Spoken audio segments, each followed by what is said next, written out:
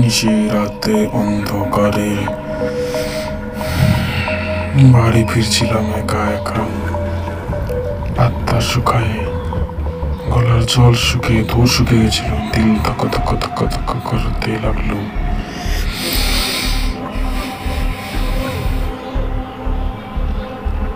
কি তখন ধরে নিল আমাকে 1 নম্বর।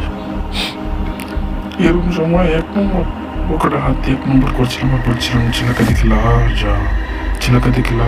তখন শব্দগুলো পিছিয়ে ফেললাম, পিছিয়ে ফিরে দেখি এটা কি। দেখার জন্য আগে ভাবলাম কি তখনই